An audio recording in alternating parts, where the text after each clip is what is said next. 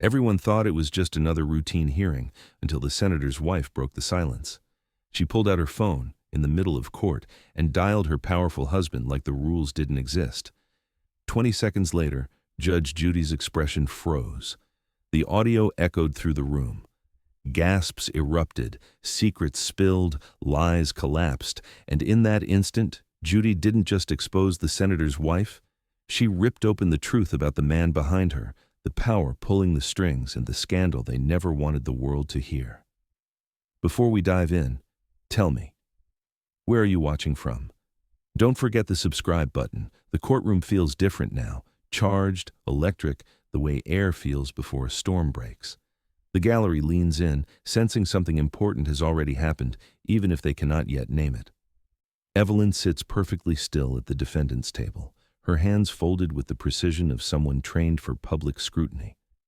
Nothing about her moves except her eyes, which flick from Judy to the cameras to the gallery and back again, calculating angles, calibrating image. She wears influence the way other people wear jewelry, and she expects it to shine. Maria Lopez, standing at the opposite table, holds a thin folder against her chest. Her breath shakes every few seconds, barely visible but undeniably present. She looks at Evelyn the way someone looks at a person who has already taken too much from them. Judge Judy lets the silence settle, a heavy, almost physical weight. She has not raised her voice. She has not even moved. Yet Evelyn's smile tightens with every passing second. "Mrs. Pierce," Judy finally says, her tone calm, almost gentle. "Before we go further, I have one question." The gallery shifts, the cameras sharpen, even the bailiff straightens. Evelyn nods, offering a polished political wife smile. "Of course, Your Honor." Judy's gaze doesn't soften. "Who told you you could call him?" The smile fractures, so small a crack it could be dismissed by anyone who hadn't spent decades watching people break under truth. Evelyn's fingers twitch, a tiny betrayal. Her polished control wavers, and for the first time, the room sees what might be beneath the surface. She opens her mouth quickly, too quickly. "It was a misunderstanding." Judy doesn't respond. She just waits. Waiting in Judy's courtroom is a surgical tool. Evelyn rushes to fill the silence. "My husband is a public official. People contact him for all kinds of matters. I simply asked for clarification on how to handle—" "You made the call," Judy interrupts softly. "During proceedings." Evelyn blinks. Yes, I did." "And you put him on speaker." Another blink, this one slower. Maria's eyes drop to the floor, remembering those 20 seconds of whispered arrogance, 20 seconds Evelyn thought no one would hear. Judy continues, "You assumed you could consult someone outside this room to influence what happens inside this room." She doesn't raise her voice. She doesn't need to. The truth does the lifting. Evelyn stiffens, the veneer of confidence reassembling itself piece by piece. "Your Honor, I was only—" But Judy lifts a hand, a single, deliberate motion. "Mrs. Pierce," she says, leaning forward, "we will get to the content of that call, and we will get to why you made it." The air turns colder. Maria shifts her weight, sensing a change she cannot yet name. Judy's voice lowers. "But first, I want to understand something else." A beat, a pause. "Why did you look scared?" Judy asks, "before you even dialed the number?" Evelyn lifts her chin a fraction higher, as if posture alone can rewrite what everyone heard. The courtroom watches her the way people watch a performer who has forgotten where the script ends and truth begins. Judge Judy simply waits. Still, unblinking, patient. Evelyn smooths the sleeve of her fitted cream blazer, a movement so practiced it could be part of her daily choreography. Her voice emerges with polished steadiness, the tone of someone accustomed to microphones, podiums, and curated applause. "Your Honor," she begins, "I want to clarify the events surrounding this unfortunate misunderstanding." Misunderstanding. The word floats in the air like expensive perfume, sweet, heavy, and meant to cover something. Maria's fingers tighten around her folder. She does not speak. She rarely does. But her silence carries an authenticity Evelyn cannot imitate. Evelyn continues, brushing invisible dust from the table. "I hosted a charity brunch, something I do regularly to support local programs. Ms. Lopez attended as a volunteer. She became, well, overwhelmed by the crowd and misinterpreted a simple conversation. Her gaze slides toward Maria, polite but cold. She accused me of belittling her. I tried to diffuse the situation, but she escalated. She has a tendency to, Judy raises one eyebrow, the faintest movement. Powerful enough to slice through Evelyn's narrative. Mrs. Pierce, Judy says calmly, I asked you about your behavior, not hers. Evelyn's smile falters, then reappears, thinner this time, stretched like a ribbon pulled too tight. I was explaining context, Your Honor. Context, Judy echoes quietly, is only useful when it's truthful. The tension sharpens. The gallery leans closer. Maria's heartbeat seems visible in the small tremor of her shoulders.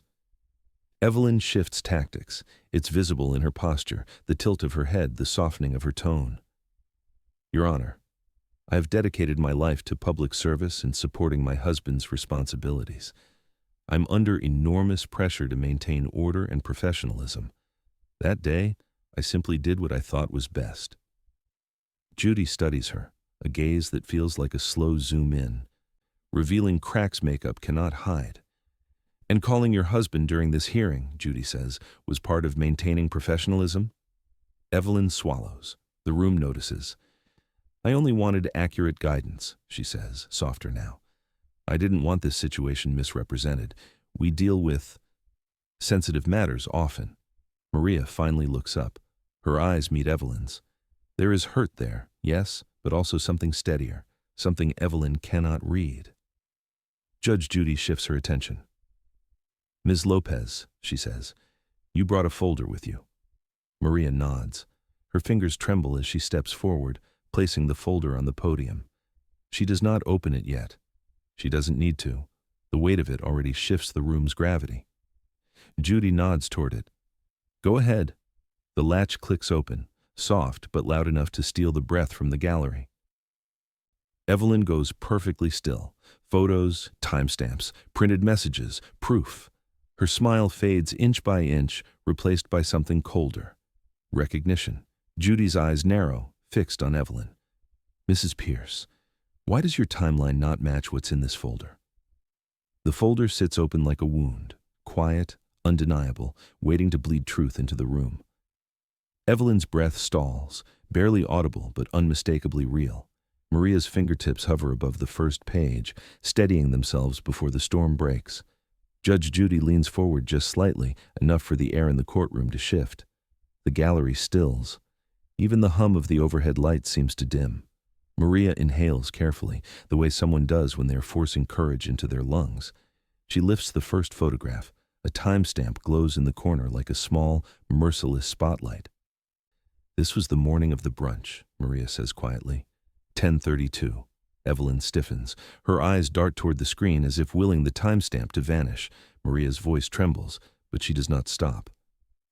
Mrs. Pierce told everyone she never spoke to me until the incident inside. But you can see, she was already standing with me outside.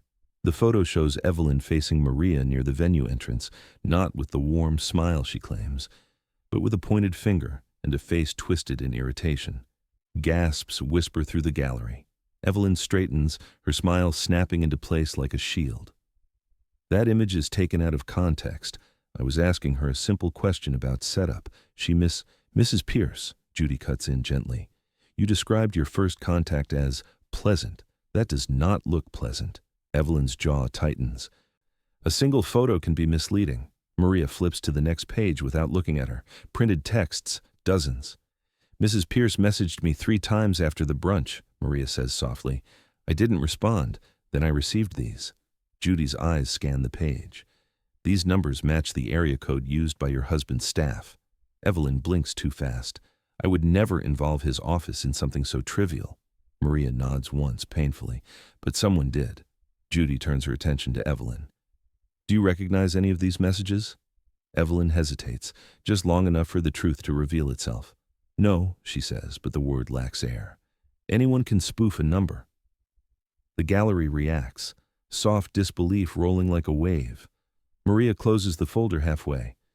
Your Honor, I never wanted any of this. I tried to walk away that day, but she followed me. And she told me, her voice breaks, She told me to remember who she was. Evelyn's face tightens, shock flashing across her eyes. That is a lie. Judy lifts a hand. Tone down the volume, Mrs. Pierce. You may dispute her statement during questioning.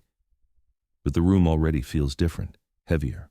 The folder still open on the podium seems to pulse with its own gravity, pulling attention, pulling truth. Judy nods at the clerk. Please bring up the audio file. Evelyn's head snaps toward her. What audio file? Judy doesn't answer. A screen flickers to life. A single play button glows, 20 seconds long. The same 20 seconds Evelyn hoped would stay buried. Her breath fractures. Judy taps the table once. Mrs. Pierce, she says calmly, we are about to listen to your call. The first second of audio crackles through the speakers, soft, shaky, unmistakably Evelyn's whisper. Every head turns toward her, but she does not move. Judge Judy's expression remains still, but her silence sharpens like a blade. The room becomes utterly motionless, the kind of silence that makes people aware of their own breathing. Evelyn's polished composure evaporates the moment her voice slips through the speakers. Just tell me what to say to shut this down. 7 words. 7 tiny words that hit the courtroom like a collision. A rush of whispers spreads through the gallery before the bailiff's stern glare presses them back into quiet. Maria stands still, arms hugging herself tightly, as if hearing the recording reopened something she had tried to bury.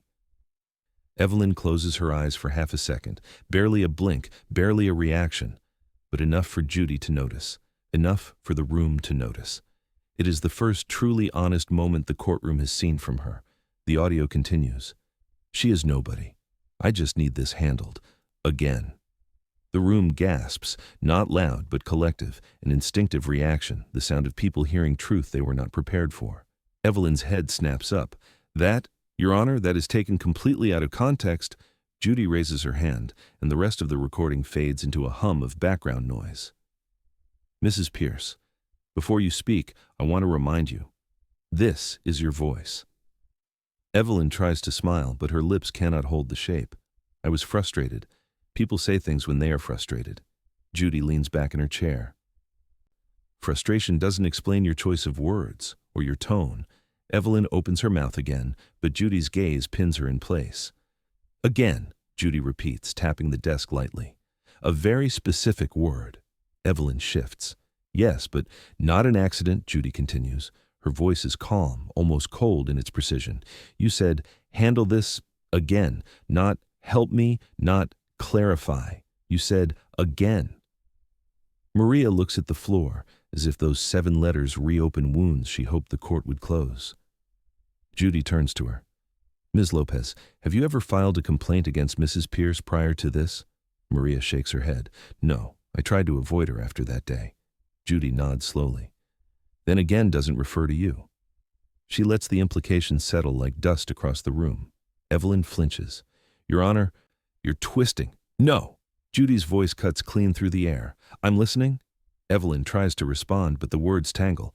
She glances toward the gallery, searching for an ally among strangers who used to admire her. None return her gaze. Judy's tone softens, not kind but deliberate. Mrs. Pierce, I have seen many people misuse influence. I have seen arrogance. But what you said on that call, that wasn't arrogance. Evelyn blinks. Then what was it? Judy leans forward. It was familiarity. The room freezes. Familiarity, Judy repeats, slower this time. The kind of familiarity that only comes from experience. Evelyn's polished world teeters. Her fingers curl around the edges of the table, knuckles whitening. Judy lets the silence sharpen before she drops the first major hammer. Mrs. Pierce, she says, eyes locked on Evelyn, this is not the first time someone has accused you of this, is it? Evelyn's breath falters, barely, but enough to tilt the entire room. Her eyes dart away from Judy's, the way someone looks when recognizing a truth they never meant to confront in public. The gallery leans forward, sensing the unraveling she can no longer prevent. Judy does not rush. She lets the question, is this the first time, float through the room like a drifting ember, slow enough to burn but steady enough to illuminate everything Evelyn hoped would stay hidden. Evelyn clears her throat, but it sounds more like choking on regret. Your Honor, I'm not sure what you're implying. I've always conducted myself with the highest Judy raises a single finger. Do not finish that sentence. It is dishonest to both of us. A ripple of tension spreads across the gallery. Evelyn's hands retreat into her lap, fingers intertwining in a nervous knot.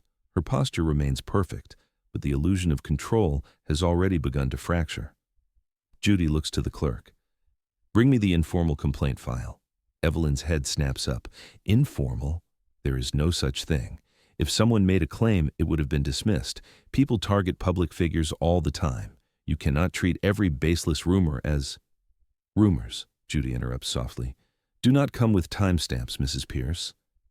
The clerk places a slim file on the bench, not thick, not dramatic, but meaningful in its thinness. The kind of file that suggests whispers, not formal accusations, enough to hint at a pattern, but not enough for anyone to take a public risk. Judy taps it once. This contains 3 separate notes made by individuals who interacted with you at community events in the past 5 years.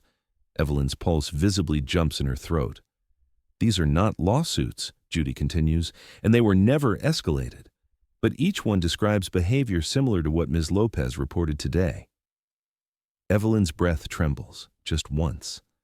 Those people misunderstood. Or, Judy says, leaning forward slightly, they recognized a pattern. Maria watches Evelyn with a mixture of shock and pity.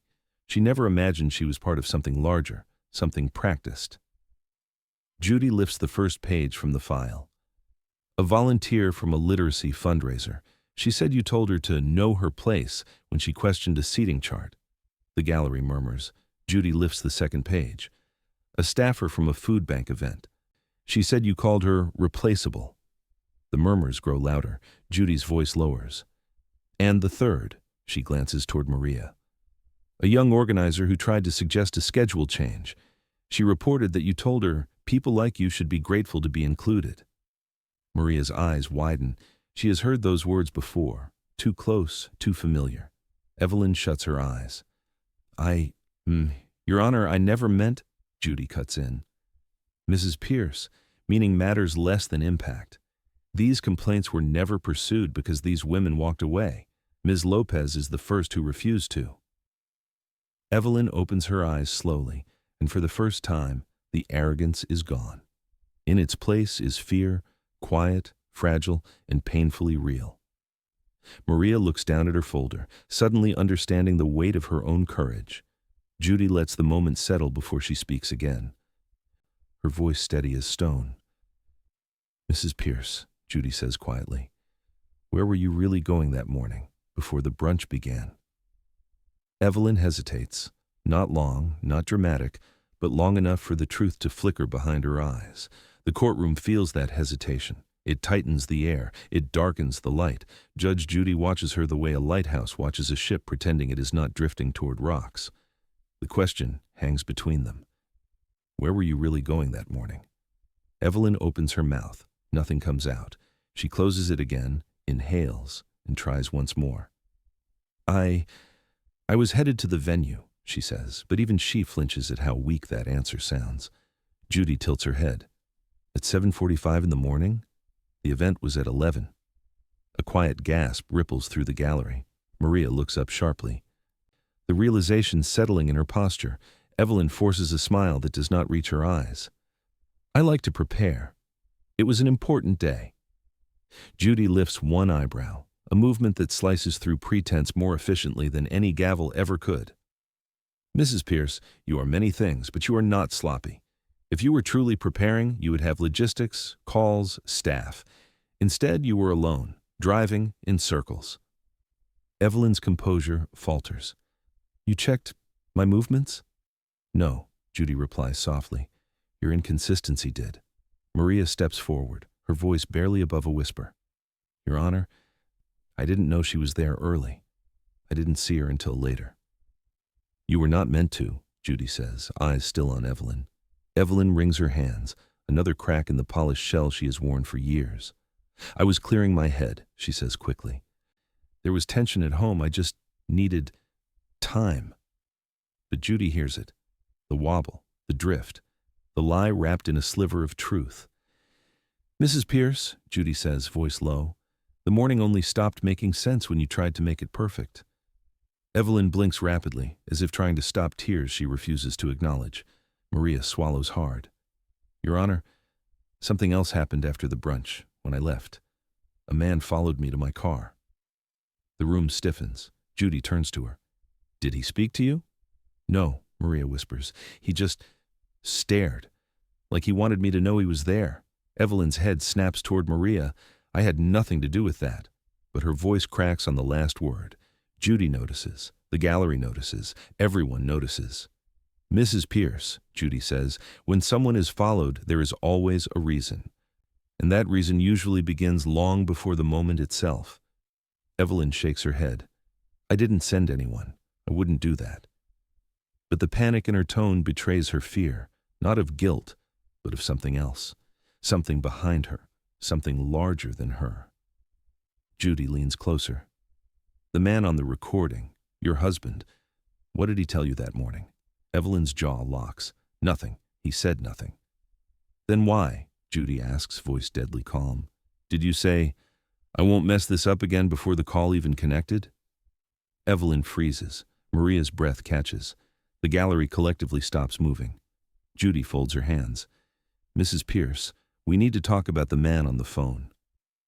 Evelyn's fingers grip the edge of the table, knuckles whitening as if she could hold herself together by force alone. The mention of her husband shifts something in the room, something sharp, something unspoken. Judge Judy does not lean back. She leans in.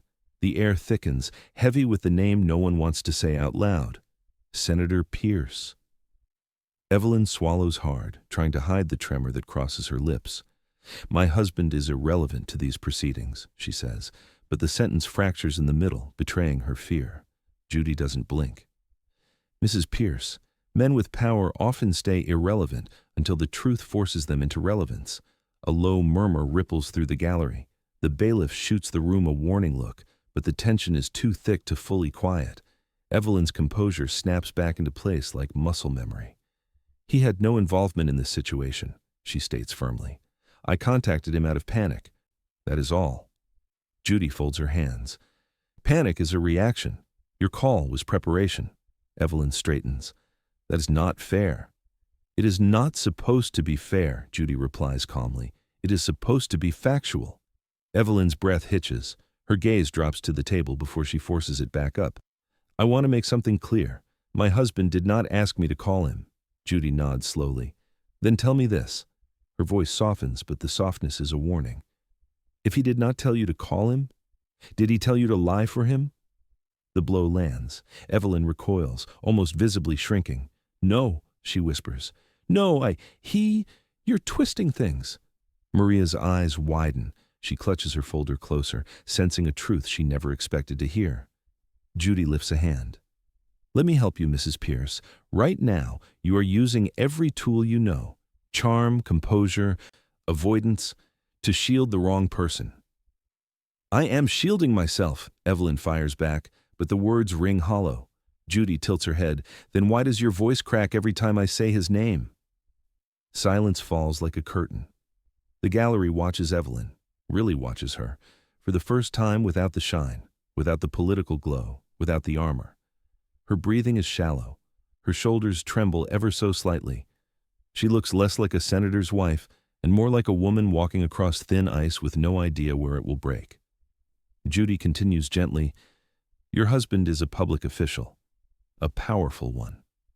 Power attracts certain behaviors. Evelyn's eyes dart up. He didn't threaten her, she says too quickly. I didn't say he did. Evelyn freezes. Maria's voice rises tentatively. Your Honor, that man who followed me, was he from her husband's security team? Judy does not look away from Evelyn. We will get to him soon. Evelyn shakes her head violently. I didn't send him. I swear I didn't. I never wanted Maria scared. But her voice is unsteady, fluttering like paper caught in a draft. Judy studies her. Mrs. Pierce, when someone tries this hard to defend another person, it is rarely loyalty. A beat. It is fear. Evelyn's lips part, but no sound comes out. Her entire world, built on image and influence, begins to tilt. Judy leans forward, her voice barely above a whisper. Tell me the truth, Mrs. Pierce. What exactly did your husband instruct you to do that day? Evelyn's pupils contract, her breath stuttering as if Judy's question has reached a place she never meant to expose. The courtroom feels the shift, the kind of tremor that comes before glass shatters. Maria steadies herself, sensing the truth is no longer far away. For a long moment, Evelyn does not speak. Her silence isn't defiance this time, it is dread. Judy watches her with the patience of someone who's seen hundreds of people hit this exact emotional cliff, the moment where arrogance stops protecting them and fear starts consuming them. Finally, Evelyn inhales shakily. He didn't instruct me to do anything, she manages. He just gave me guidance, that's all. Guidance, Judy repeats softly. Interesting word, neutral on the surface, controlling underneath. Evelyn's glance snaps upward. You do not understand my marriage. Judy taps a finger once, a measured strike against wood. Then enlighten me. Evelyn presses her lips together. Her hands, which once rested elegantly in her lap, now shake subtly, each tremor revealing more truth than her words ever have. He expects me to maintain order, to avoid embarrassment, to represent us well. Maria watches her, stunned, not because she pities Evelyn, but because the pieces are finally aligning. And did you feel you were failing him that morning? Judy asks. Evelyn's voice breaks. Yes. The gallery reacts, a low, collective sound of recognition. This is not the confession anyone expected, least of all Evelyn herself. Judy's tone shifts, still firm but threaded now with something quieter. So you called him, during the hearing, because you were afraid. Evelyn nods once, tiny, fragile. I didn't know what he wanted me to say. I needed direction. Direction, Judy echoes. And did he give you any? Evelyn hesitates. This is the hesitation that tells everything. I deleted the messages, she whispers. The gallery gasps. Even the bailiff turns, eyebrows lifting. Judy leans forward. Deleted. Why? Evelyn's throat constricts. Because they weren't helpful. Maria's grip tightens on her folder. Her voice, when it comes, is barely audible. He told you what to say about me, didn't he? Evelyn closes her eyes. I can't. You can, Judy interrupts gently. And you will, Evelyn's voice trembles. He sent a text. It said, keep her quiet, do whatever you need. A collective inhale surges through the courtroom. Maria covers her mouth. Tears spill, but silently. She refuses to make a sound. Judy's voice drops into something colder. And did you? Evelyn shakes her head violently. No, I didn't want to harm her. I panicked. I tried to control the situation before it spiraled. By lying, Judy says. Evelyn nods, breaking. Yes, by lying. The gallery shifts, some shocked, some angry, some unexpectedly sympathetic. Because beneath the sheen of privilege, Evelyn is unraveling into something painfully human, a woman cornered by fear, not power. Judy glances at the clerk. Bring up the next file. A screen brightens. A new thumbnail appears. Video footage. Evelyn's breath catches. What is that? She whispers. Judy's voice lowers, almost gentle. Evidence of the man who followed Ms. Lopez. Evelyn's face drains of color. Judy presses a button. The video loads. Mrs. Pierce, you need to see what he did. The lights dim as the screen warms. Evelyn's breath freezes in her throat, the kind of stillness that comes before a life changes direction. Maria grips the podium, bracing for whatever is about to surface. The video begins with shaky footage. A bystander's phone aimed toward the entrance of the charity brunch. The image flickers as the camera adjusts. In the frame, dozens of well-dressed guests mill about, chatting, laughing, unaware of the quiet tension threading through the moment. Then the camera shifts, and Evelyn appears.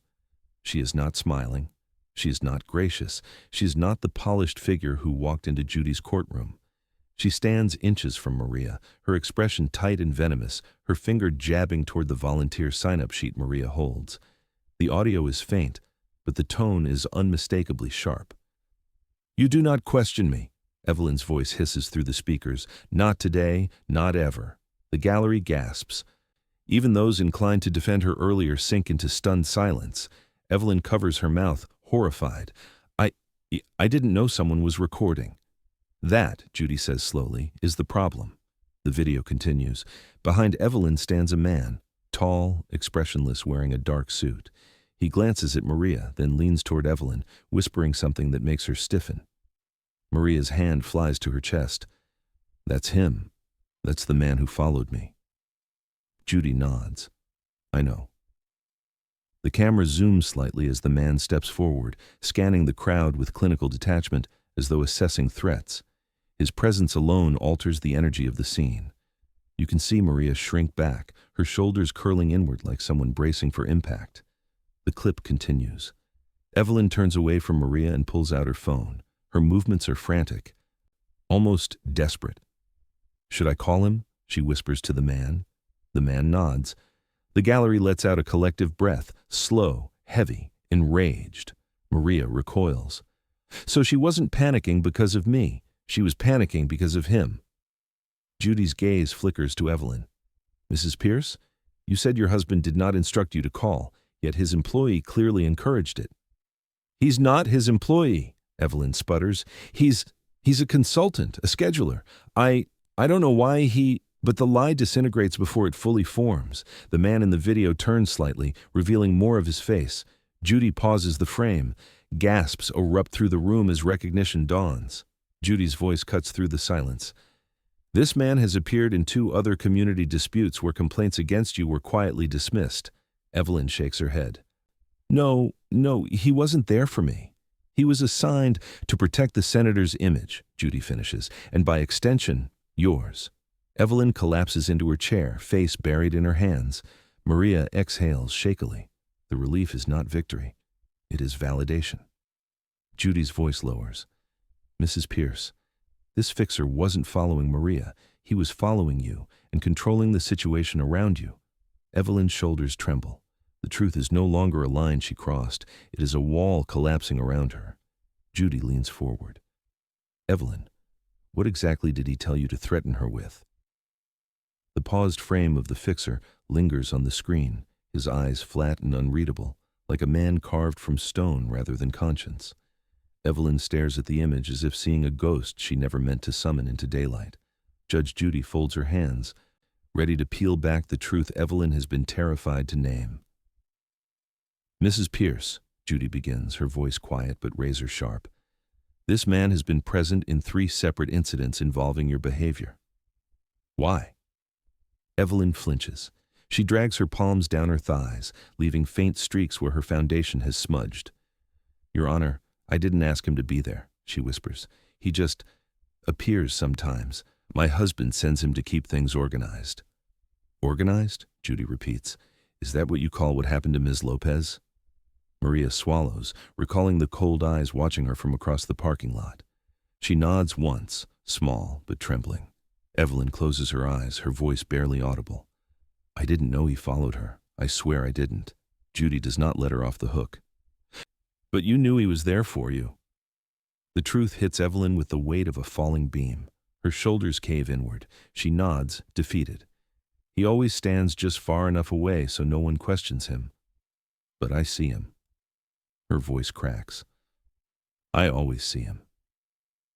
Maria's lips part in shock, not because Evelyn admitted fear, but because it's the first genuine thing she's said all day. Judy leans back. So when you called your husband, you knew the fixer would handle whatever you couldn't. Evelyn shakes her head desperately. No, he told me to keep her quiet, not to hurt anyone. I would never. But he would, Judy interrupts. Evelyn's face drains of color. She knows Judy is right. She knows it in her bones. The courtroom is silent, watching Evelyn unravel, not out of guilt, but out of a deeper horror, the realization that the power she flaunted was never hers. It was his, and he used her like a shield. Judy softens her tone, not gentle, but humane. Mrs. Pierce, you weren't leading him. You were being led. Evelyn's chin quivers. I thought, if I handled things the way he wanted, he'd stop being disappointed in me. Maria looks down at her shoes, absorbing the human messiness of it, an arrogance born from fear, not malice. Judy nods slowly. Fear is understandable, but what you did with it is not. Evelyn doesn't argue. She can't. The lie she hid behind has collapsed, and all that remains is a woman who is finally starting to see the architecture of her own downfall. Judy turns to Maria. Ms. Lopez, do you see him anywhere in this room today? Maria scans the gallery. Her body stiffens. No, she whispers. And that's what scares me. Evelyn shudders. A soft, broken sound escapes her. He doesn't lose sight of things. If he's not here, he's watching somewhere else. The gallery murmurs uneasily. Judy taps her pen once, a signal that the truth is about to get sharper. Mrs. Pierce, Judy says, eyes narrowing, what were you protecting? Him or yourself? Evelyn's eyes glisten, but it's not the glamorous sheen she normally wears. It's something raw, something cornered, something she has spent years swallowing. Judge Judy waits, unblinking, because she knows the next words will change everything. Evelyn's breath trembles in slow, uneven waves. Her face is drained of every polished layer she walked in with. No jewels, no posture, no senator's wife armor can hide the panic rising beneath her skin. What was I protecting? She whispers, repeating Judy's question like a confession she isn't ready for. I don't know anymore. Judy studies her with a clinical steadiness. Yes, you do. Say it. Evelyn flinches, not because the words are cruel, but because they are true. Maria watches her silently, clutching her folder like an anchor. Her eyes hold something complicated now, not forgiveness, not sympathy, but recognition. Recognition of a woman unraveling in real time. Evelyn inhales, and for the first time, it sounds like a sob strangled into silence. I was protecting the image, she murmurs. His image, our image, the one he built and the one he made me live inside. Judy tilts her head. He made you, or you chose to. The question slices deeper than accusation. It requires honesty, a kind of honesty Evelyn has not allowed herself in years. She folds, completely. I chose it at first, she admits, voice breaking, because it felt powerful. Being the senator's wife meant I mattered. I belonged somewhere important. Maria's eyes soften, subtly, involuntarily. Evelyn continues, the dam finally cracking. But then, the expectations grew. Every event, every person I spoke to, every smile I gave. I had to be perfect. If I made a mistake, any mistake, it was my fault, my failure. My embarrassment brought consequences at home. Judy leans in slightly. Consequences? Evelyn nods, eyes glassy. Coldness, silence, disappointment that felt like punishment. He never hit me. He didn't have to. His words were enough. The gallery murmurs, a reaction pulled not from gossip but from collective human ache. Evelyn wipes a tear with the back of her hand, smearing her perfectly applied makeup. I thought if I handled the brunch situation, if I made Maria's complaint disappear, he'd stop blaming me for last year's gala, for the reporter who overheard him, for every little thing that made him look less than perfect. Judy's voice lowers into something astonishingly gentle. So this wasn't about Maria. No, Evelyn whispers. It was about not humiliating him again. Maria swallows hard. Mrs. Pierce, I never wanted to hurt you. I just wanted to be treated like a human being. Evelyn's shoulders collapse. I know that now. But in that moment, all I could think about was what he'd say if it got out of hand. Judy lets the room breathe. Just for a moment. Just enough to make space for the truth Evelyn has avoided for years. Then, quietly, deliberately, Judy asks the question that finally breaks her. Evelyn, what did he tell you that morning? Evelyn looks up. Tears streak down her cheeks. Her voice is barely a whisper. He told me not to embarrass him. Again. The room freezes, and in that moment, right there, the entire story reframes itself. This was never arrogance. It was survival disguised as superiority. Judy leans forward. Mrs. Pierce, the person you've been protecting isn't him. A beat. It's the version of yourself he made you fear. Evelyn sits frozen, her confession still trembling in the air like a chandelier about to fall. Her image, once polished, rehearsed, impenetrable, now hangs in pieces around her feet. Judge Judy watches not with judgment, but with the kind of clarity that comes from seeing people finally tell the truth. For a long moment, no one moves, not Maria, not the gallery, Not even the bailiff. The room holds its breath around Evelyn's collapse. Her hands rest uselessly on the table, palms open, fingers limp, like a woman finally too tired to pretend. Her foundation streaks down her cheeks in pale rivers. The perfection she wore like armor has melted, leaving behind the real face she fought so hard to hide. Judy inhales slowly. "Mrs. Pierce," she says, "I appreciate your honesty, but honesty now does not erase the harm then." Evelyn nods, not as a performance, but as someone taking the first painful step toward owning what she did. "I know," she whispers. "I know." Maria takes a hesitant breath. She looks at Evelyn, not with victory, but with stunned human sorrow. "I didn't know you were dealing with all that," she says quietly. I never wanted to be treated like I was beneath you." Evelyn's voice fractures. "I'm sorry, I truly am. I thought controlling everything, controlling you, would stop things from getting worse at home." "That control," Judy says softly but firmly, "was not protection. It was projection. You threw your fear at someone who didn't deserve it." Evelyn nods again, shoulders curling inward. "I know," she repeats. "I know." She wraps her arms around herself, not to comfort but to hold together whatever pieces remain. Judy studies her, not the senator's wife, not the polished social figure, but the quiet woman unraveling before her. "Mrs. Pierce, you said something earlier. You said the fixer just appears. Does your husband send him without your consent?" Evelyn hesitates. "He says it's for my safety." Judy's eyebrow lifts. "Is it?" Evelyn shakes her head slowly, painfully. "No, it's for his." The gallery murmurs again, softer this time, tinged with a complicated cocktail of empathy and disbelief. The layers of Evelyn's arrogance, cruelty, fear, obedience, they all mix into something almost heartbreaking. Maria speaks again, voice trembling but steady. "You didn't have to fight me," she says. "You could have told me the truth." Evelyn laughs, just once, a broken, humorless sound. "People like me don't tell the truth," she says. "We perform it." Judy lets the words settle, then leans forward, her voice dropping into a low, deliberate tone. "Mrs. Pierce, I need to ask you something important, and I need you to answer as the person you are right now, not the person you pretended to be." Evelyn lifts her eyes. For the first time, the room sees the woman beneath the title. "Do you want this part of your testimony?" Judy asks quietly. "On the record or off?" The question lands like a weight. Every breath in the courtroom pauses. Evelyn closes her eyes. A trembling exhale slips from her lips. She wipes her face, sits up just a little straighter, and nods with a fragile resolve. "On," she whispers. "Put it on the record." Judy nods once, slowly, gravely. "Then it's time," she says, "for the truth you've been avoiding the longest." Evelyn's voice no longer trembles from fear. It trembles from the weight of finally telling the truth aloud.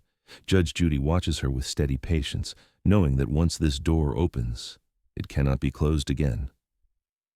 Maria stands still, bracing herself for whatever comes next.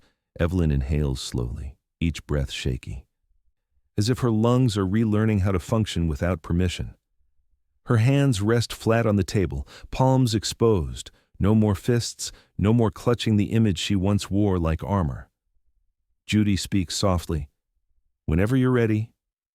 Evelyn nods, a fragile act of courage. "My husband," she stops, her throat constricting. "He's never been violent, not in the way people imagine, but he uses silence like a punishment, disapproval like a leash." Maria's eyes soften, her shoulders relaxing into a posture that feels more human than adversarial. Evelyn continues, holding nothing back now. "He would critique everything, my tone, my posture, the way I held a wine glass at events. One wrong look and he'd freeze me out for days."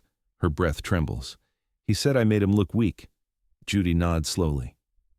"So you controlled other people because you couldn't control him." A tear slips down Evelyn's cheek. "Yes," she whispers. "I thought if I could keep the world perfect around me, I could avoid disappointing him again." Maria looks at her, the pain in her eyes shifting into something deeper, an understanding she never expected to feel. "I didn't know any of that," she says, "but it still hurt." Evelyn meets her gaze, raw and unguarded. I know, and I'm sorry. You didn't deserve the way I treated you. The apology isn't theatrical. It isn't polished. It's real, messy, uneven, but real. Judy allows the moment to breathe. This is not pity. This is accountability wrapped in honesty. The room is silent, the gallery suspended in a strange blend of empathy and judgment. Evelyn wipes her face with the back of her hand. There were days, she says softly, when I thought about leaving, about telling someone. But every time I tried, he'd remind me how lucky I was, how privileged, how many people wished they were me. He isolated you, Judy says. Evelyn nods. Completely. Maria's chin trembles as she asks, "Is that why you didn't stop the fixer when he followed me?" Evelyn closes her eyes. "I didn't stop him because I didn't know how to stop anything anymore. I was surviving, not deciding." Judy leans forward just slightly. "Mrs. Pierce, you protected him because he convinced you that your worth depended on his approval." Evelyn collapses into the truth. Yes. The courtroom hums with quiet understanding, not forgiveness, not absolution, but comprehension of the complexity behind her cruelty. Judy takes a slow breath. "Mrs. Pierce, before I rule, there is one more piece of evidence you both need to see." Maria's brows pull together. Evelyn's eyes widen with dread. Judy signals to the clerk. A new file appears on the screen, one neither woman has seen before. The thumbnail is blurry, but the outline is unmistakable. A recording, taken on the day of the brunch from a different angle. Judy's voice drops into a near whisper. "This one," she says, "changes everything." The screen flickers to life, its glow washing pale light over Evelyn's tear-streaked face. Maria steadies herself, bracing for a truth she didn't know was missing. Judge Judy folds her hands, measured, patient, ready to show them both what they couldn't see. The new video begins without sound, just movement, shaky and uncertain, as if the person filming didn't realize they were capturing something important. The camera is angled from across the courtyard, half hidden behind a decorative pillar.